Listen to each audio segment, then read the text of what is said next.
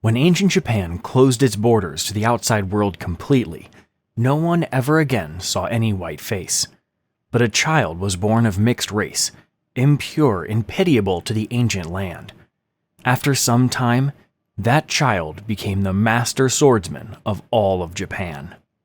Mizu, the one who is feared by everyone but no one dare mention, travels to a small village not far from Kyoto in the middle of winter. She stops at a rural soba tavern run by Ringo, a handless, talkative cook with a kind heart. When Ringo spills noodles on a customer, Hachiman, the flesh trader, brandishes a flintlock unlike any made in Japan. Mizu steps between them, studies the advanced weapon, and demands to know its seller. Hachiman aims. In a blur, she shears off the pistol's barrel and 2 of his fingers. As he screams, she slams him on the table and repeats her demand. Given a name, she turns to leave. He spits an insult, and she slices off 2 more fingers before walking out, leaving the room stunned. On the road through a frozen bamboo forest, Mizu discovers Ringo trailing her. He begs to help, calling them both deformed but strong. She refuses an apprentice, ties him to a tree, and moves on. At a Shinto shrine, she lights incense, asking the gods to watch over her sword father Eiji, guide her to the men she seeks, and either grant her strength to kill them or let her die. By daybreak, Kyoto rises ahead. A memory surfaces. As a bullied child cornered on a cliff, she saw a blue stone crash from the sky. She helped an old smith carry the meteor to his forge, shared soup, and stayed despite his protests. At the city gate, a basket seller and her daughter are denied entry. Lacking a travel pass herself, Mizu bribes the guard. Seeking the Shindo dojo, she's mocked by 3 swaggering pupils who misdirect her to Shindo House, a clan brothel. She declines the invitations, gets actual directions, and heads out. Ringo causes a commotion after escaping and following her into Kyoto. Mizu pays the women to occupy him for 3 nights and slips away. Crossing a bridge, she yields to a gilded palanquin and glimpses Princess Akemi through its shuttered window. Akemi resists her father's plan to marry her off, steering him instead toward the rising champion Taigen, whom she secretly loves. At the dojo gates, Mizu asks to deliver a message to the master. The second in command bristles at her disrespect and orders her removed. She reminds them of their duty to feed travelers. In a cold room, she eats thin gruel and watches students practice Shindo Ryu, the style she saw at Eiji's forge. She recalls Eiji teaching her by night after days of small tasks, letting her study the swordsman who came to his shop. When 3 students try to drag her out, she shrugs them off without drawing her blade and tosses them into the main hall. 8 more face her with bakken. She takes one, mocks their form, and, with precise kendo, breaks stances, bones, and pride. The second attacks with steel. She refuses to draw and beats him bloody. Taigen, the school's champion, arrives and floors her. They trade hard blows until he snaps her bakken. Her blue eyes show. He recognizes the child he once tormented in Kohoma. The second demands her death to protect the school's honor. The duel moves outside into falling snow, swords drawn. Taigen notes her hilt's inscription and realizes she wields an Eiji blade. She thanks him. No opponent had yet deserved her sword.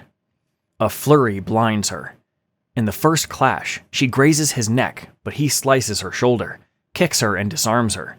Sword at her throat, he declares her finished, then steps back and allows her to retrieve her weapon.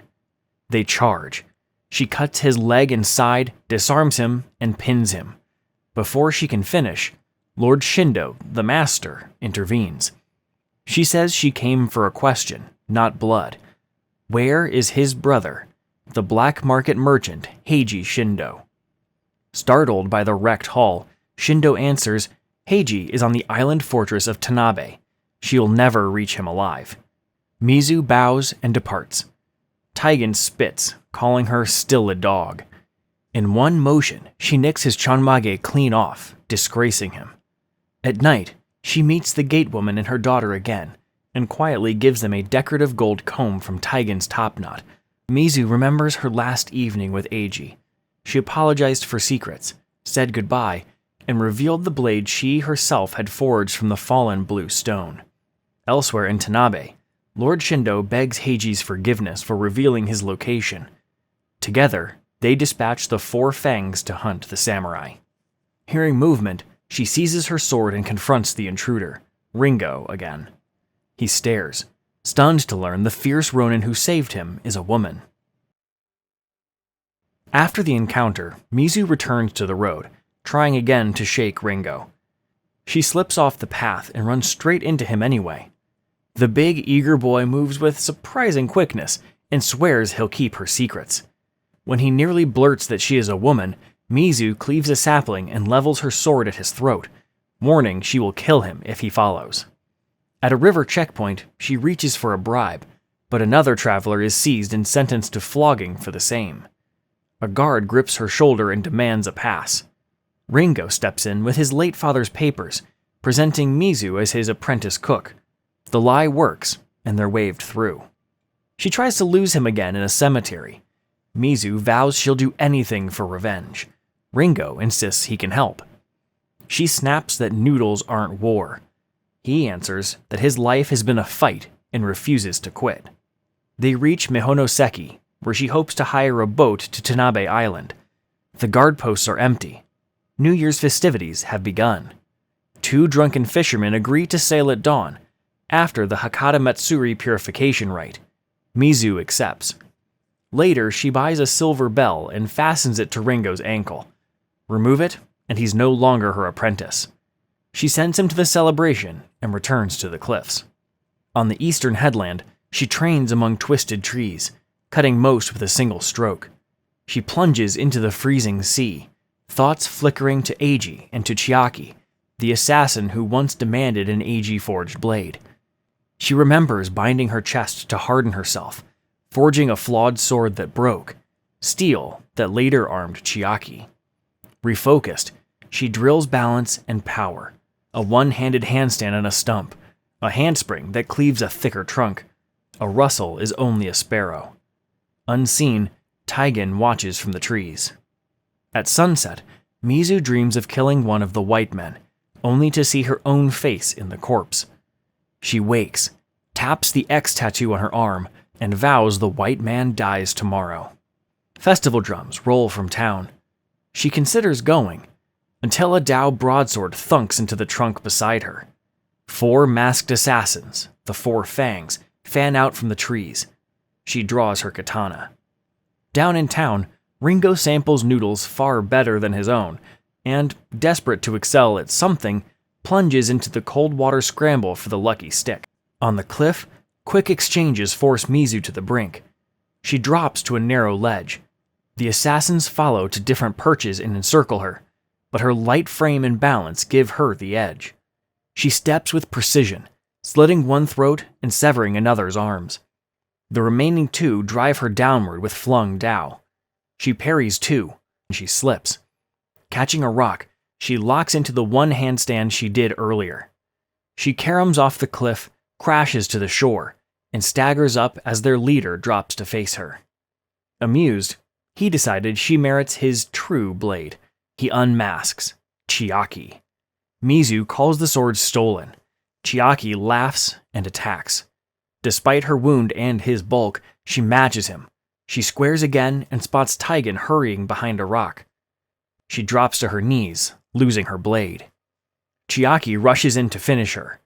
In a blur, she snatches the katana and whips it backward, impaling him through the chest. She steps close, draws the blade out, and says, "Goodbye, blood-soaked Chiaki," leaving him to die. She halts when Taigen steps from cover, demanding his honor. Mizu invites him to come take it. They charge, but her body gives out. She collapses from blood loss and exhaustion. Taigen raises his sword, then lowers it. He cannot kill a fallen opponent. This is not about winning, it's about honor. Ringo rushes in before Taigen can strike the fallen Mizu. He carries her to an abandoned mountain shrine where a reclusive swordmaster shelters them for the night. Feverish, Mizu drifts through memories of her mother, their hut burning, and her first clash with Taigen. Ringo brews bitter medicine to cool her fever and carefully stitches her wounds by firelight. When she wakes, Taigen is drafting a contract for a rematch. Terms, witnesses, and time. She needles him about their fight and his shorn topknot. A souvenir of your cancelled engagement. He asks for time to recover. She says 2 days. He pushes for 3, and she allows it with a smirk. Next morning, she drinks Ringo's medicine and watches Taigen practice with Chiaki's broken blade. A huge man with a war club appears, then bows. Okiyama brings Heiji Shindo's invitation to tea. Despite the pain, Mizu mounts a horse. Taigen calls it a trap. She answers, revenge does not hesitate. They ride through snow. Taigen grumbles about Kohoma, an abusive father, fish stink, reasons to forget. I remember Kohama, Mizu said, and rides ahead. That night, Okiyama leaves his club by Mizu as a good faith sign. Taigen keeps baiting her. She offers to kill him now. He calls her a malnourished urchin. She removes her glasses, claims she can beat him with any weapon, and flicks a chopstick he barely catches. He charges. She traps his wrist. He claws her wound and gains a moment. She throws him, pinning him with a chopstick at groin, then eye. They topple into the snow. On top, Taigen sneers that Kohama kids whispered about the monster boy and his whore mother. She boots him off. He slams her to a tree. Flashes of the arsoner's flare. She knees him, breaks his nose with a punch, but tears open her hip wound. Smug that he rattled her, he mutters, "You're round," and stalks off. Ringo packs snow on the cut and binds it tight. At daybreak, they reach an icy ravine and enter. A basin opens beneath sheer cliffs. Shindo waits alone at a small camp. I was in the mood for tea, Mizu tells Taigen. Shindo pours and asks her to remove the glasses. No secrets. She recites his trades and accuses him of brokering for illegal Westerners. She wants the white man he protects. Shindo smirks that white men in Japan would be illegal, then gives a name. Abijah Fowler, one of the 3 present when she was born. Mizu notes she killed the 4 fangs. Shindo shrugs. He can keep hiring killers or make a deal. He offers to have the Shogun name her daimyo of Sendai. Its current lord is a debauch, and to pay 50,000 ryu in cash if she cuts off her right thumb as bond never to attack him or his clients. She refuses. He asks how she'll breach Fowler's Tanabe fortress. Brutal seas, iced wind, treacherous slope, and 8 tiers of defenses, each unlike the last. She'll die outside. He unveils a sake barrel to smuggle her inside. She probes the plan. Taigen asks about escape. Mizu notices the perfectly cut flower on Shindo's kimono. His smile drops. The archers on the cliffs joke was true. He lifts a ribbon. 1 drop and arrows rain. Get in the barrel. Steel flashes. Mizu cuts off Shindo's right forearm in a single stroke. Arrows hiss from above. Shindo flees. Mizu and Taigen crouch behind the iron lid of a giant tea kettle and shove it across the clearing in bursts, counting reloads until they reach the ravine. Ricochets chase them. Both cut arrows. Taigen splits one headed for Mizu and takes a shaft in his thigh. Ringo gallops in and leads them out through the switchbacks. Useful, Mizu tells him, repeating his own word with a rare hint of warmth. In the forest, they trade stiff compliments. Her timing, his deflection. The broken blade suits you, she says. He returns it. She won it fairly. Men like Shindo talk so much they reveal how to destroy them, she adds. She taps the blade's pommel into Taigen's temple, knocking him out. Taking his orange scarf, she leaves Chiaki's sword and a letter promising a proper duel when they are whole. Taigen wakes and is seized by an unknown captor. In Tanabe Castle, a shaken Heiji Shindo briefs Abijah Fowler about the samurai hunting them. Bring in the new prisoner, he orders. A captive delivered in a barrel. Mizu and Ringo reach a bustling harbor town just as 2 samurai duel to the death. In the crowd, unseen by Mizu, Princess Akemi spots her and begins to follow. Elsewhere in Tanabe Castle, Taigen endures Shindo's interrogation, refusing to betray Mizu. Bored, Abijah Fowler leaves the torture chamber for the church built for him, holding a private conversation with God. At dusk, Ringo suggests finding an inn. Mizu chooses a brothel instead, purposely the seediest in town, run by the Oiran Madame Kaji. Rather than book a companion, Mizu asks to see Kaji and pays for a room while she waits, ignoring flirtations and watching the earlier duel's victor play at being mothered by a courtesan. Hours later, Kaji appears. She rejects Mizu's jab that her house caters to peculiarities, insisting it merely lets men make fools of themselves. When Mizu scoffs at sex as art, Kaji lets her spy through peepholes. Men and women act out hunger for comfort, power, pain. Kaji murmurs that desire purchases leverage, debts, and secrets.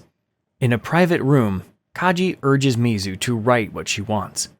Mizu pens Abijah Fowler, saying Kaji's tea house must have served him. Kaji's reaction confirms she has been to Tanabe. Mizu presses for entry details. Kaji refuses to aid in killing a prized client. Mizu notes she took Heiji Shindo's right arm and offers blade work for information. Kaji counters with a job. On the street, she points out Boss Hamada's gambling house. He rules the town, and 6 months ago, took Kinuyo, a deaf-mute girl Kaji had fostered. Mizu assumes Kaji wants Hamada dead. Kaji coolly says revenge is a male luxury. Women must be practical. She wants Kinuyo killed, staged as an accident. Before leaving, Kaji instructs Mizu to sign I love you to Kinuyo so the girl will know it is a message from her. Mizu centers herself in brief meditation, steadying a hard choice. Akemi arrives at the brothel with Goro and is traded to Kaji. After verbally outmaneuvering a demanding lord, she pushes him to finish himself, and then plans to confront Mizu. Disguised as a new girl, she meets Mizu, who recognizes her at the mention of Kyoto, and needling, claims she killed Taigen for caring more about his topknot than his fiancée. Akemi attacks.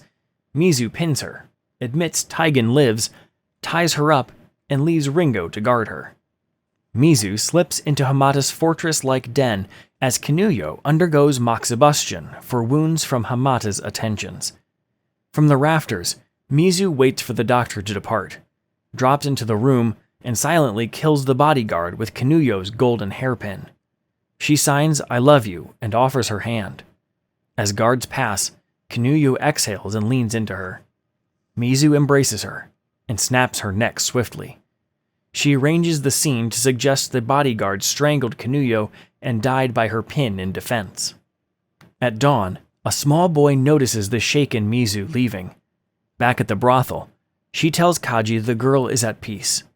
Kaji provides directions and a map to hidden entry into Fowler's Tanabe stronghold. Mizu cuts Akemi loose and orders her to go. A scream rings out. The boy has informed Hamada. The 1,000-claw army floods the streets and surrounds Kaji's house. Mizu, Ringo, and Akemi brace as the door shutters under the first battering ram strike.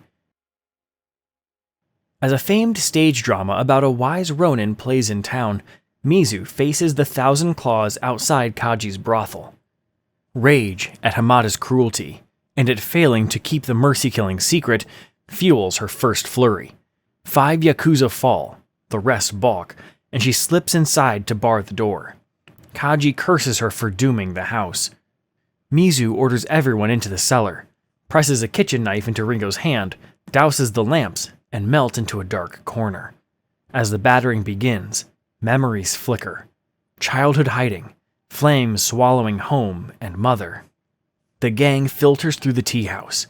Mizu strikes from shadows, felling them singly or in pairs, until their leader catches her blade in his tiger claws, clamps her throat to the wall, and drives steel first into her left hip, the same scar black marketers made years ago. She wrenches free, hacks off both claws, and staggers deeper to breathe. More recollections surface, finding her mother again, agreeing to an arranged marriage, a vow to live quietly. She corners a teenage claw and spares him. In a hidden passage, she tries to rest, but 6 Yakuza find her. She kills them with ruthless economy. Then the declawed leader throttles her. As consciousness drains, Mizu drifts to Mikio, their awkward wedding softening into warmth. Her first tender move, the shock of feeling like a woman. A blade flashes. Akemi knifes the attacker off Mizu and slaps her, but she doesn't stir. 2 more rush in. Her eyes snap open. She cuts them down and hauls Akemi up. Through the passage, they spill into the main room. When I strike, run, Mizu says, smashing an urn to bait pursuit. She carves a support beam and heaves the fallen door back into the frame to dam the charge. Outside, more thugs mass in the street. A shove from within topples her. The door pins her. Blades jab the edges while bodies pile on, crushing her chest. Blackness swells. Images stab back. Mikio recoiling at what she was. Bounty hunters at the threshold. A mother's betrayal sunk by opium. She snarls, slices legs from under the heap, and bucks free, flipping the door aside. Then she wades in, relentless, mechanical, cutting until none stand. 2 flee. She finds the boy she spared and, emptied out, kills him. Mizu storms to Hamada's den, drags the helpless lord into the street, and leaves him to Kaji and her women for Kinuyo. More man than any to cross my door, Kaji says as they finish him. Mizu staggers away, collapses, and dreams of her mother and Mikio's deaths. Ringo wakes her, awed. Riders from Lord Tokunobu arrive for Akemi. The princess pleads, eyes on Mizu. Weary, Mizu says she has no quarrel with Tokunobu's men and lets them take her. Ringo calls it dishonorable. She's better off, Mizu answers, turning away. Mizu says revenge leaves no room for love, friendship, or weakness. Words that cut him. After a beat, she closes her fist around it and walks off alone into the morning. At night, Mizu reaches the bay opposite Tanabe and, using Kaji's directions, finds a trap door into an underwater tunnel beneath Abijah Fowler's castle. She advances until the walls reveal rows of skeletons, mostly women, spurring her to a locked door. Picking it triggers a flood. Seawater smothers the torch and drags her under. In the dark, she feels the true lock, opens it, and swims into a storage room. She dumps gear, keeping a garrote, 2 grenades, and her sword. She slips into a 2-level cellar watched by 2 samurai. Tracking her wet prince, one approaches. She garrotes him. His naginata clatters, alerting the second. Before he can ring the bell, she hurls the naginata and nails him to the wall. In the next room, a sentry yanks a bell rope as she cuts him down. Fowler and Heiji Shindo brief shogunal envoys on remaking Japan. News of Mizu reaches them. Heiji goes to watch. Mizu runs into a stone corridor that starts to close. Spears shoot from slits. She dives, rolls and vaults and slips through, but a spike punches above her heel at the exit. She hacks it off and tumbles clear as the walls slam. Limping onto a catwalk, she clears a stake pit. At the next, she swings across with the naginata, leaving it and her sheathed blade wedged into the far wall. Shindo's swordsmen pour out. She sidesteps, knocks 5 into the pit, parries with a severed leg, then halts their rush with a raised grenade. Deciding to fight, she clubs so their blades strike each other. With 6 left, she snatches a fallen sword, kills them, and spares one to fetch her naginata. She strips the balance weights from her own blade, restoring it as a katana, and limps on. In the kitchens, she dunks her foot in ice water, a periscope mirror spies. She glares until the watcher, Heiji, withdraws. Up a stair, a lantern-lit rock garden crawls with Saru monkeys. A blossom puffs hallucinogenic pollen. The troop swarms. Pinned and fading, she pops a grenade. The floor caves, dropping her back into the kitchen. Deafened, she screams underwater until hearing returns, vaults the hole, and climbs. Still woozy, she reaches a prison level where Okiyama the giant awaits. Prisoners crowd their bars. In her haze, they look rabid. He yanks a lever, doors fly open, and he smashes the lamps. In the darkness, she cuts through the unarmed swarm, taking bites and blows, horrified that she's killing victims. A familiar voice threads the din, finds Taigen, tortured but alive. She frees him. In the next room, Okiyama stands with his club. Boot stomps above promise a platoon of samurai 1 floor higher. Her reactions lag. He lifts her by her throat, hurls her into Taigen. She scrambles up his back and drives her sword through his club into his shoulder. She bites off his nose. He drops her.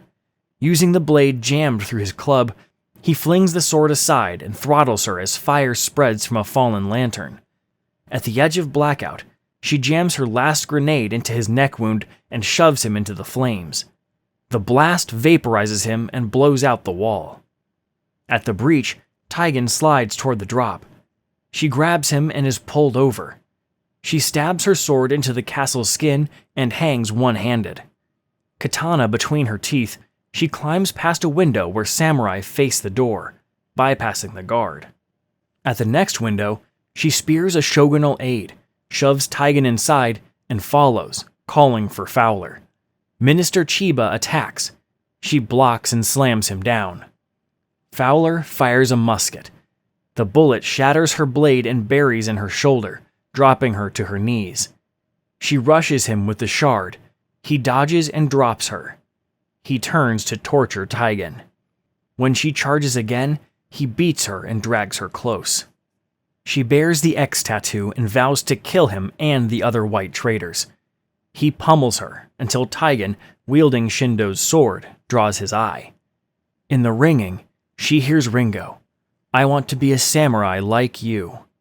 "Okay, I'll teach you," she mutters, snatches the broken blade, wrenches Taigen free, and dives with him through the shattered window. They plunge into the frozen sea. She fights up with his limp weight, but the ice crust breaks under her hands. The figure approaches above the ice. Ringo rescues Mizu and Taigen from the bay and carries them to Swordfather's hut. He has trailed Mizu to Tanabe, dazzled by the smith's skill and still angry with her. At the Shogun's palace, Akemi is briefly soothed by her father. She frees a pet bird and chases it into the garden. Her husband casually shoots it. Handmaids warn her. His previous wife went home in an urn. When Seki visits, she stands on her balcony's edge, weighing a jump. He snaps her back to reality. She steadies and accepts she must play and win her role. Mizu wakes after days of mending by Swordfather and Ringo, aching but alert. Ringo bonds with the smith. Mizu helps where she can. Tension with Taiga eases into wary respect. She asks the smith to reforge her broken blade. He refuses, saying revenge still rules her. Determined, she builds a crude forge nearby. Ringo and the smith talk about finding a true calling. The blade will not melt. Taigen, revisiting Kohoma, brings food and urges her to finish Fowler. A near-intimate moment flickers, but Mizu reveals Akemi's marriage to the Shogun's son and Fowler's looming strike. Taigen rejects her broken sword and rides for Edo to warn the Shogun and save Akemi, vowing to kill Mizu when he returns. After failures and reconciling with Ringo, Mizu paints a calming sutra across her skin and rebuilds the furnace. She reproduces her steel's metallurgy, then stops.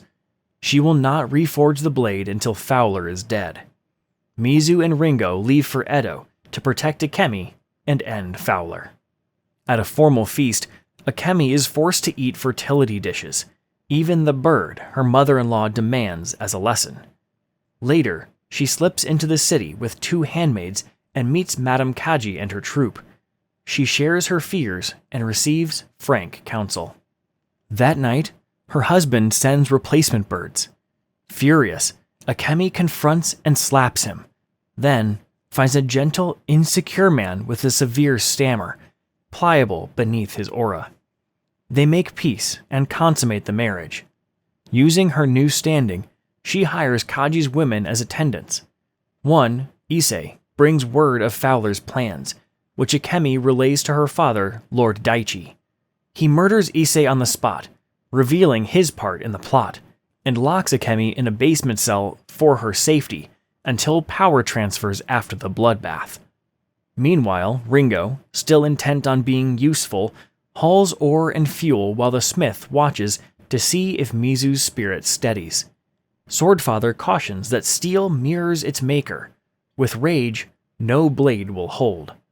In the forge, Ringo works the bellows to be useful, while Swordfather listens and measures temper. Mizu relives the night she lost her mother and the vow that drives her. She stations Ringo by the sewers with instructions. If she frees Akemi, he is to lead her out and survive, whatever it takes. In Edo, the Shogun's two sons receive Abijah Fowler, who presents a sack of gold and asks to see the Shogun. They refuse, promising next year. Fowler bows out. In the garden, the Shogun admires tributes as Heiji Shindo offers a rhino horn cup. Inside the palace, Mizu slips into the royal quarters and crosses paths with Madame Kaji. They trade news. Fowler's strike is imminent. Mizu hunts for Akemi, who, locked below, overhears her father's schemes and recoils. Seki reaches the cell, frees Akemi, and locks Lord Daichi inside. Soldiers converge, until Mizu arrives, cutting a path. Akemi, still furious that Mizu once abandoned her, is told to run for the sewers and find Ringo. Ringo ambushes a sentry and bumps into Taigen, undercover in guard armor. Together, they rush the main doors to warn the Shogun. Alarms ripple. An army approaches. The court retreats to inner vaults. Taigen is taken into the Shogun's guard. Fowler advances with 2,000 muskets. Lines of palace troops form, but guns shred the first rank in a heartbeat. Arrows can't answer powder. The advance pounds closer. At the last gate, defenders hoist boiling oil, until Heiji strides in and shoots them down, then unlatches the gates for Fowler. Gunmen flood the depths. Fowler finds the nobles cowering, and, astonished to see Taigen alive, presses on. He kills the Shogun. Another lord commits seppuku on the spot. Mizu smashes into the chamber. In the chaos, the Shogun's wife and sons flee while she cuts down the shooters. Fowler ducks out to escape the blade he has already felt. Taigen orders Ringo to go wait beyond the walls and takes his own revenge, cutting down Heiji Shindo at last. Elsewhere, Fowler pins Mizu with a knife through her shoulder and clamps her throat. She flings a lantern. Fire races across wood and lacquer. Fowler bolts. Mizu follows. The blaze blooming into a city-wide inferno. At the gate, Akemi and Seki slam the doors, trapping Fowler's men inside the fire. A musket ball drops Seki. Outside, Taigen reaches Akemi and begs her to flee with him. She refuses, choosing to stand with the Shogun's survivors, and even her compromised father. Concerned, Fowler realizes the blue-eyed swordsman is a woman. The revelation rattles Mizu. Her blade kisses his throat. He buys seconds with truth. To finish this, she must sail to London for the other two white men, Skeffington and Routley. The woman she called mother was a maid, paid to raise her. Ringo, believing Mizu lost to the flames, returns to Swordfather. The smith says they can wait forever for her, so they work. But Mizu lives. She boards the ship westward, with Fowler shackled in the hold, bound for London, and the last names on her list. Edo's night sky glows red as bells and screams carry over the river. Ash falls like snow on the fleeing crowds and shuttered stalls. I really wonder if there is an off button on this woman. She's just so focused and relentless. With that, ends the first season of Blue Eye Samurai. Thank you for watching, and stay tuned for the next season.